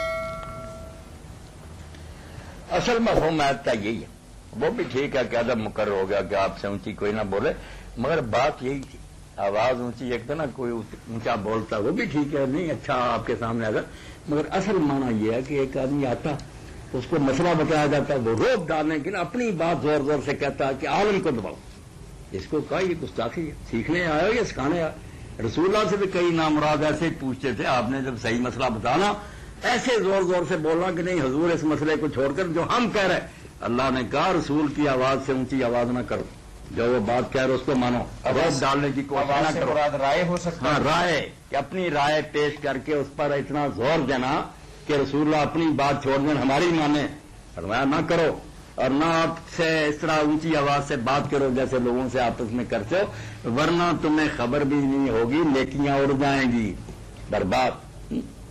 تو ظاہری اونچی آواز سے بھی روکا گیا، اور آپ بھی واقعی ٹھیک ہے کہ رسول کریم علیہ السلام کی مسجد میں جائے تو وہاں تو آپ ہیں، وہاں بھی اونچی آواز نہیں ٹھیک۔ حضرت عمر رضی اللہ تعالیٰ نے دیکھا کہ مسجد نبی میں لوگ بیٹھے ہوئے دو آدمی اونچی اونچی آواز سے باتیں کر رہے تھے، انہوں نے ایک ساتھی کو بلایا، غالباً صاحب ابن یزید سے کہا جا کر ان کو بلا کے لاؤ، آئے تو پوچھا تم کہاں کے ہو؟ انہوں نے کہا طائف کے، تو فرمایا اگر مدینہ کے ہوتے چمڑی دیکھ دیتے، تم جاہل لوگوں کو باہر کس لیے چھٹی دیتا تمہیں شرم نہیں آتی کہاں بیٹھے؟ رسول اللہ کے پاس بیٹھے اور اونچی آواز سے باتیں کر، تو وہاں تو بندے کو اسی طرح سہنے رہنا چاہیے، کوئی اونچی آواز سے درود شریف نہ پڑھے نہ اور کرے۔ خود مولانا رضا خان بریلوی رحمۃ اللہ نے جو رسالہ اپنے والد کی فرمائش پر لکھا حج پر، اس نے کہا نہ جاری کو ہاتھ لگائے نہ آگے جائے۔ جی سن لیں، کیا کہوں بات پڑی جی۔ ہاں جی السلام علیکم۔ وعلیکم السلام ورحمۃ اللہ۔ حضرت صاحب ایک مسئلہ ہے۔ جی پوچھا کریں نا۔ اچھا تو میاں اور بیوی کے تعلق یہاں تک اپنی برداشت ہو، یعنی کہ رمضان المبارک میں کہاں تک آدمی ایک دوسرے سے مل بیٹھ سکتا ہے؟ یہ بات کئی مرتبہ آئی ہے جی۔ خطرے کے پوائنٹ کو چھونا نہیں چاہیے، جب لکھا ہوا کہ ڈینجر تو آپ ہاتھ نہ لگائیں، باقی مسئلے کی حد تک صاف ہے بات کہ جب تک وہ آخری حد نہیں چھوئے گا، جماع نہیں کرے گا، سب کچھ کر سکتا، اس میں کوئی شک نہیں، مگر اگر ایسی چھیڑ چھاڑ میں پانی باہر بھی نکل گیا پھر بھی روزہ گیا، اور اگر مباشرت چل رہی تو پھر تو 60 روزے رکھنے پڑیں گے لگاتار، یا 60 مسکینوں کو کھانا دینا پڑے گا۔ تو صحابہ کرام رضی اللہ عنہم سے جب کوئی پوچھتا وہ کہتے یار جائز کو چھوڑ ہے، کیوں تو ایسا کام کرتا ہے جس کا اثر اچھا نہیں ہوگا؟ 2-3 بچوں کا تو میں نے ان دنوں میں سنا کہ بس روزے تباہ کر دیے، اچھا ٹوٹ گئے روزے ان کے، نہیں بچ سکے تھے۔ تو بہتر یہی ہے کہ آدمی صبر کرے۔ یہ بھی قول میں نے پڑھا مال محلہ میں، کسی نے پوچھا مثلا، انہوں نے کہا یار رات آنے میں کچھ دیر ہے، کتنے گھنٹے رہ گئے، کو حیا کر رات ساری پڑی ہے، جو جی چاہے کرنا، اتنا بے صبر ہوا، اگر روزہ توڑ بیٹھا تو پھر کیا بنے گا؟ تو بہتر یہی ہے بچے کہ آدمی کنارے پر رہے۔ ویسے مسئلہ ٹھیک اگر کسی نے کر لیا اس کو ہم یہی کہیں گے کہ کھانا نہ کھا لینا کہ روزہ ٹوٹ گیا، روزہ ہے۔ جی مہربانی جی۔ السلام علیکم۔ امام احمد رضا صاحب کے حوالے سے ہاں تو مولانا احمد رضا خان بریلوی رحمۃ اللہ علیہ لکھتے ہیں، اب ان کو ماننے والے بھی لے لیں۔ السلام علیکم۔ وعلیکم السلام صاحب، آپ نے رابطہ کرنا ہے مرکز الحرمین اسلامی سے، تو ہو رہا ہے رابطہ ہو گیا، مرکز میں ہم بیٹھے ہیں، بات آپ کی سن رہے ہیں، بتائیں نا کیا کرنا۔ ہاں جی، وہ ہم نے یہ پتا کرنا ہے کہ جو جی دیا جاتا ہے فطرانہ، جی وہ گھر میں رکھے ہوئے پالتو پرندوں یا جانوروں پر بھی لاگو ہوگا؟ یہ ذرا نہیں جانوروں پرندوں کو آپ ویسے دانا دیا کریں، وہ بھی آپ نے رکھے ہوئے ہیں، وہ بھی آپ پر لازم ہے کہ ان کی خبر لے، مگر یہ انسانوں کو دینا، جو مسلمان ہیں نا کرما کو، جنہوں نے عید منانی ہے ان کے گھر بھیجے تاکہ وہ عید کو آرام سے منا سکیں۔ نہیں، وہ جو میں بات پوچھ رہا ہوں کہ ان پر بھی لاگو ہے جو جانور ہم نے رکھے ہیں؟ نہیں، جانوروں کی دینا، جانوروں کا نہیں دینا، جو بچے ہیں، بڑے ہیں، مرد اور عورت ہیں ان کا دینا، انسانوں کا، جانوروں کا نہیں دینا۔ اللہ ان جانوروں کو، جانداروں کو اللہ سلامت رکھے، ان کی طرف سے نہیں سچا فطر دینا۔ جی مہربانی جناب۔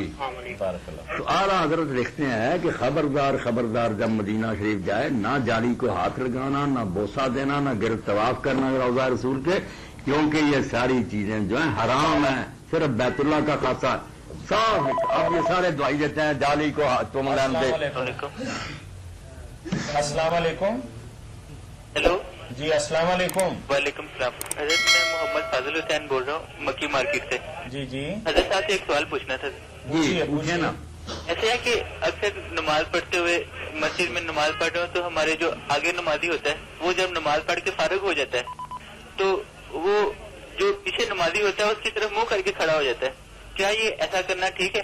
نہیں، یہ بری بات، منہ کر کے نہ کھڑا ہو، اس کی طرف کام خواہ توجہ ہو جاتی ہے، جانا چاہتا ہے تو چلا جائے۔ حضرت یہ پوچھنا تھا، اگر اس طرح اگر کوئی کھڑا ہو جائے تو پھر اس کو روکنا ہو تو کیسے روکیں؟ کیا نماز میں کوئی اشارہ وغیرہ کر سکتے ہیں؟ نہیں، کیوں کرنا ہے، بعد میں اس کو سمجھا دے کہ یار جانا تو چلے جایا کرو، ورنہ منہ کر کے کیوں کھڑے رہتے ہو۔ Thank you. جانے کے بارے میں یہ سمجھ لینا چاہیے نا، یہ جو مسئلہ بن گیا کہ نمازی کے آگے سے نہیں گزرنا، اس سے لوگ بہت مصیبت میں پڑ گئے۔ عالم بتاتے نہیں کہ گزرنا اس کو کہتے ہیں کہ اگر وہ ہاتھ منہ کرے تو اس کا ہاتھ لگے، یا سجدے میں جائے تو جہاں ماتھا رکھتا ہے اس کے اندر گزرے، یہ کہتے ہیں نمازی کے آگے سے گزرنا، اس کو گناہ ہوتا ہے، روک بھی سکتے ہیں۔ سجدے کی جگہ سے پڑے جاتا ہے یا سب سے جا رہا گلی سے تو کوئی گزرنا نہیں، نہ یہ کوئی گناہ ہے، جانے دینا چاہیے نمازیوں کو، کیوں روکتے رکھنا؟ مسئلے ان کو نہ جاننے کی وجہ سے بیچارے پریشان ہو کر منہ دیکھتے رہتے ہیں۔ اگر مسئلہ نہ ہو چلے جائیں آرام سے، دوسری صف ادھر ادھر سے گزر جائے۔ صرف جو نمازی کی حدود ہے نا، سجدہ کی جگہ، یہ رقبہ ہے نمازی کا، اس کے اندر سے اگر کوئی گزر رہا بالکل پاس سے، پھر آپ روک سکتے۔ کئی لوگ یہ کہتے ہیں کہ اگر نمازی کے آگے سے گزرنا ہے تو کم از کم 3 صفوں کا فاصلہ ہونا چاہیے۔ نہیں، یہ 3 صفوں کی بات بالکل بناوٹی، جو آپ نے کہا کہ وہ ہاتھ سے روکے، یہ تو نہیں کہا کہ آگے جا کر روکے۔ اسی لیے امام ابن حزم کہتے تمہیں عقل نہیں آتی کہ نمازی جہاں تک ہاتھ پھیلا کر روک سکتا، بس اس کے اندر سے نہ گزرے، پڑے گزر۔ اس لیے اگلی صف جو ہے بالکل ٹھیک ہے، وہاں سے گزرنے دے، جائیں جدھر کو جانا، مسئلے سنیں تاکہ دین آسان جو ہے پتہ چلے جو صحیح ہے۔ خام خواہ لوگ تنگی میں پڑے، وہ بیچارے بھی کھڑے رہتے ہیں، یہ بھی پریشان ہے کہ میری طرف منہ کیا ہوا۔ جی تھینک یو، السلام علیکم۔ تو اعلیٰ حضرت اس میں لکھتے ہیں کہ جب تم وہاں جاؤ روضہ رسول علیہ السلام پر کم از کم 4 ہاتھ کے فاصلے پڑھو۔ کہتے ہیں اگر زندگی میں تم جاتے ایسا ہو سکتا جا کر چمن جا تم ہے اس قابل؟ یہ بھی سیکھا کہ یہ بھی بڑی مہربانی ہے کہ وہاں تمہیں بلا لیا گیا، تم نالائق بن کر آگے بڑھ کر جاتے ہو۔ 4 ہاتھ کے فاصلے پر کھڑا، اور کوئی اونچی آواز سے نہ بولو تمہارا درود شریف پہنچ رہا۔ یہ آپ کو رسالہ انور البشارہ لینا چاہیے جو حج اور عمرے پر انہوں نے لکھا، اس میں صاف زیارت مدینہ کرنا، جالی کو ہاتھ لگائے، نہ بوسہ دے۔ اب کیا کریں کہ لوگ کسی مسلک پر نہیں رہتے، اپنا ہی دین بنایا ہوا، ورنہ ساری امت کے علماء متفق کہ سوائے بیت اللہ شریف کے حجر اسود کے کسی جگہ ہم بوسہ نہیں دے سکتے، کعبہ شریف کو بھی نہیں دے سکتے۔ شاید کچھ لوگ اپنے درود و سلام کو جب تک جالیوں کو ہاتھ نہ لگا لیں مکمل ہی نہ سمجھتے، نادانی، بالکل بے علمی ہے۔ تو وہاں تو بالکل اسی طرح ہونا چاہیے، پھیلنے ہوئے آہستہ آواز، حیات مبارکہ، حیات مبارکہ۔ اور یہاں ہونا چاہیے کہ جب حدیث پاک کوئی سنا رہا ہو، یہی سمجھے کہ حدیث پاک زبان اس کی سے نکل رہی ہے، بول اللہ کے رسول نے، وہاں گردیں نہیں نہ روب دسائیں، بات کو سمجھیں، دل میں بٹھائیں، ادب کریں۔ جی جزاکم اللہ خیر۔ کعبۃ اللہ کے بارے میں ایک سوال ہے کہ کعبۃ اللہ میں نماز ادا کرنا کیا صحیح کعبہ سے زیادہ افضل ہے؟ اور ایسا کوئی ثبوت ہے کہ اللہ کے نبی صلی اللہ علیہ وسلم نے بھی کعبہ کے اندر نماز پڑھی ہو؟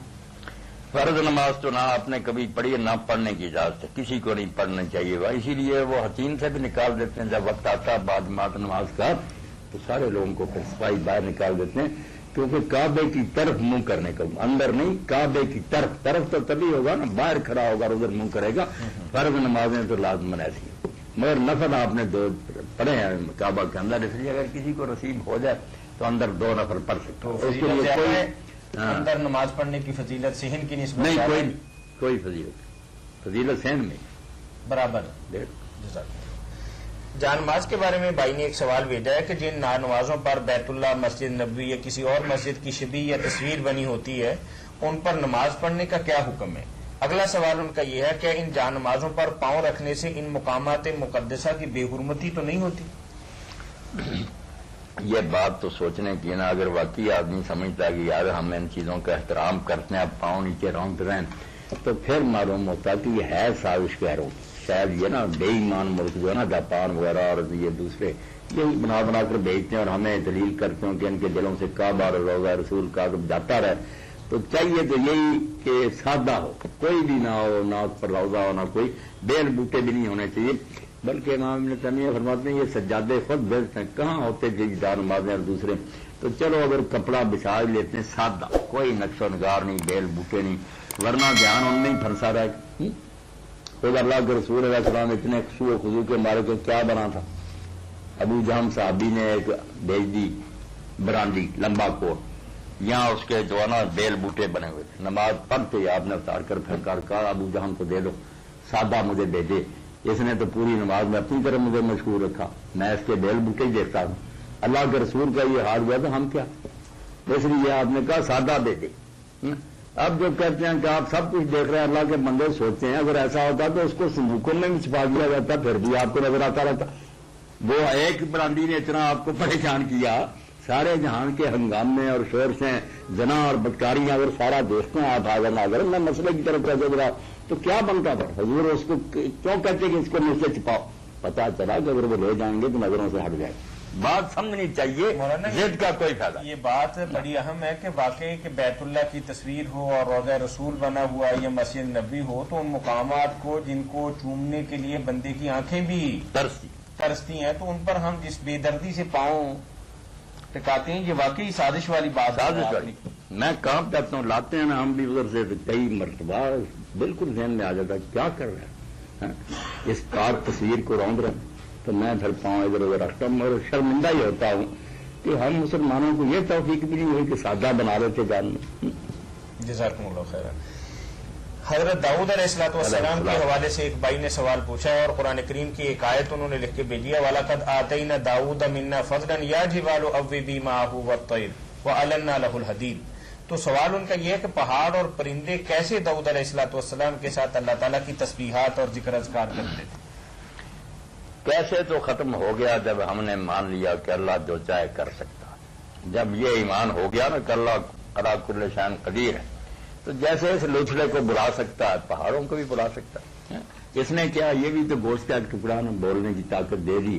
قیامت کے دن ہاتھ پاؤں کو بلا لے گا، دونوں بیچاروں کو کہے گا آدمی کہ تم نے کیا کیا، کیوں بولے اور گواہی دے دی دوزخ کو جاتے وقت. وہ یہ یار تو کیا کر رہا، انتقن اللہ الذی انطق کل شیء. جس نے ہر شے کو بلایا اس نے ہمیں بھی بلا لیا، بٹن دبایا بول اٹھے. تو اللہ کے سامنے کیا مشکل ہے، پرندے بھی تسبیح کریں، داؤد علیہ السلام بھی کریں، پہاڑ بھی کریں. یہ تو وہ پریشان ہو جو اللہ تعالیٰ کو سمجھتا بے بس کچھ نہیں کر سکتا. اگر اللہ کر سکتا تو زمین بھی بولے گی قیامت کے اندر اللہ کہتا تو اس دن یہ سارے راز اگل دے گی. ہم اس کو وہی کریں گے کہ بتا دو کچھ کیا، جہاں زنا ہوا، چوری ہوئی، نیکی، ایک ایک زمین کا ٹکڑا بولے گا. یوم اذن تحدث اخبارها، ساری خبریں بتا دی. بھائی کے سوال اسی لیے کئی نیک لوگ جو تھے وہ نماز جو پڑھتے تھے ہر نیت علیحدہ جگہ پر کہ یہاں فرض پڑے، سنت پر نفل، جگہ بدل بدل.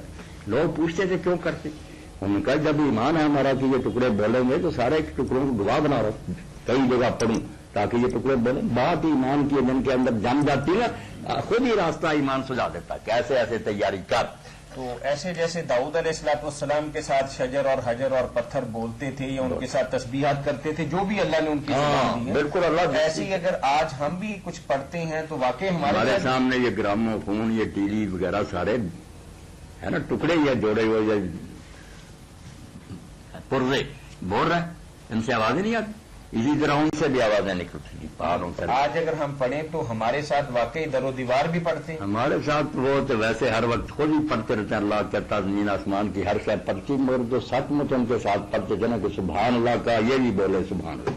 محفل جمی ہوتی تھی سارے مل کر، جیسے نمازی، اور جیسے کئی مرتبہ سیر کرتے دیکھتا ہوں کسی درخت پر چڑیاں بیٹھی ہوئی تھی سینکڑوں ہزاروں، وہ اکٹھی ایسی داؤد علیہ السلام جب پڑھتے تھے پہاڑ بھی اس کو دہراتے تھے، اب بھی دہراؤ ساتھ لفظ ہے دہراؤ، وہ اس کے ساتھ دہراتے تھے، جو کلمہ پڑھا وہ بھی ساتھ ساتھ، پہاڑ بھی پرندے بھی۔ اور ہم نے تو چونکہ ہمارے اندر نیکی نہیں، ورنہ حضرت عبداللہ بن مسعود رضی اللہ عنہ کہتے تھے لوگوں ہم نے وہ زمانہ نبی کریم صلی اللہ علیہ وسلم کا دیکھا ہے کہ کھانے میں سے ہم تسبیح کی آوازیں سنتے تھے، کھانے بولتے تھے سبحان اللہ سبحان اللہ، بس نہیں رہے ہم وہ، ورنہ آپ بھی ہمارے ساتھ وہ پڑھ سکتے ہیں، ہم آپ نہیں پڑھنے کی قابل ہے، جانور اور پرندے اور پہاڑ ہمارا کیا ساتھ۔ جزاکم اللہ خیر، اللہ تعالیٰ آپ کو جزائے خیر دیں اور آپ کا سایہ ہم پر قائم و دائم رکھیں۔ اس کے ساتھ ہی مرکز الحرمین الاسلامی ستیانہ روڈ فیصل آباد کا پروگرام فتاوی آن لائن اختتام پذیر ہوتا ہے۔ اس پروگرام کے روح رواں مفتی مولانا محمد اسحاق اور میزبان میاں طاہر کو کل تک کے لیے اجازت دیجیے۔ اللہ حافظ۔ اللہ